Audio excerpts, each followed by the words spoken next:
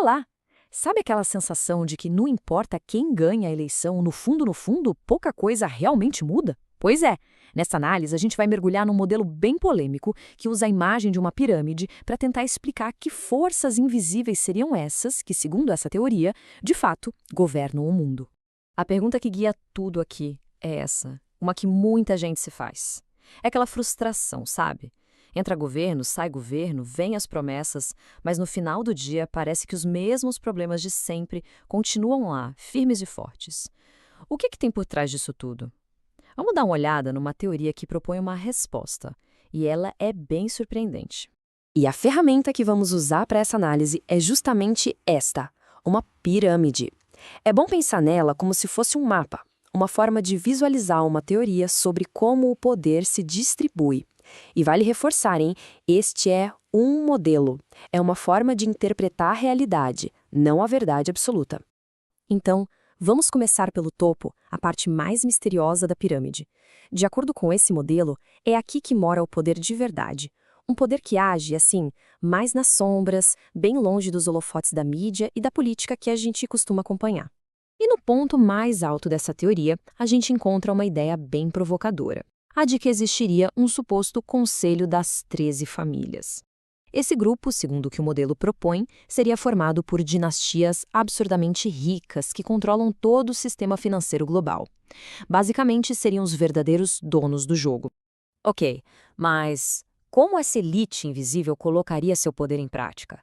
Descendo um nível na pirâmide, a teoria aponta direto para a arquitetura financeira global. São aquelas grandes instituições que a gente até conhece de nome e que funcionariam como braço operacional, colocando em prática a agenda que foi definida lá no topo. E que peças são essas nesse tabuleiro? Bom, estamos falando de nomes bem conhecidos: ONU, FMI, os bancos centrais de cada país e, claro, as gigantescas corporações multinacionais. De acordo com essa visão, as decisões que eles tomam não são só números e gráficos. Elas se refletem diretamente no preço do pão, no valor da gasolina, nas oportunidades de emprego, em qualquer lugar do mundo. Certo. Então temos o topo e a gestão. Mas como é que essa estrutura toda se sustenta? Como a grande maioria da população é mantida, digamos, sob controle? O modelo aponta para 4 ferramentas principais que seriam os pilares que garantem a estabilidade de toda a pirâmide. Esses 4 pilares seriam, primeiro, a religião, vista aqui como uma forma de incentivar a conformidade social. Depois, os governos, onde os políticos atuariam mais como gerentes dos interesses da elite. O terceiro pilar seria o sistema de educação, que teria o foco em preparar trabalhadores e não tanto em formar cidadãos críticos. E, por último, a grande mídia, que moldaria o que a gente pensa, o que a gente deseja e até em quem a gente coloca a culpa pelos problemas. E agora a gente desce para a base, a fundação de tudo. É a parte mais larga e, segundo o modelo, é exatamente aqui que a grande maioria da população mundial se encontra.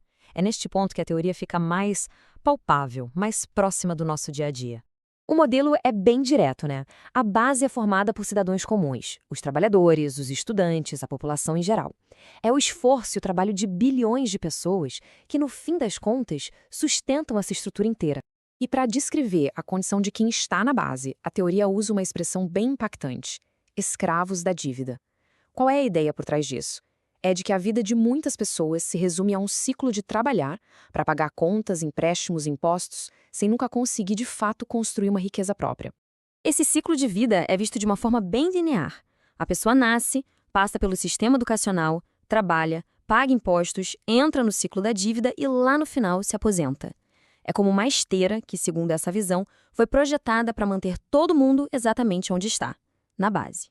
Então, aqui está o ponto central desse modelo. A estrutura toda funcionaria como um grande funil. A riqueza que é gerada lá na base flui constantemente para o topo. E as consequências disso? Bom, elas seriam sentidas no cotidiano, no hospital que falta equipamento, na escola sem recursos, na rua esburacada que nunca é consertada. Mas diante de um sistema que parece tão fechado, será que existe uma saída? A teoria que a gente está analisando sugere que sim. E o caminho para essa mudança, a ferramenta para transformar essa realidade, seria algo que, na verdade, está ao alcance de todo mundo: o conhecimento. Essa frase resume bem a proposta de transformação. A ideia é simples. Ao entender como o jogo funciona, Ao compreender a estrutura dessa pirâmide, as pessoas ganham poder para começar a mudá-la. Desenvolver uma consciência crítica seria o primeiro e mais fundamental passo. E uma consequência direta dessa consciência seria uma mudança de foco. Em vez de brigas e divisões aqui na base da pirâmide, as pessoas poderiam começar a se unir. O alvo deixa de ser o vizinho que pensa diferente e passa a ser a própria estrutura do sistema, exigindo direitos e mudanças de verdade. E, para a gente fechar, fica a reflexão. Como é que essas ferramentas de controle, a mídia, a educação, as redes sociais, aparecem no nosso dia a dia? Como elas influenciam o que surge no nosso feed e o que a gente acaba pensando sobre o mundo? Fazer esses questionamentos, segundo essa teoria, já é o primeiro passo para ter uma consciência mais crítica e, quem sabe, para começar a construir uma realidade diferente.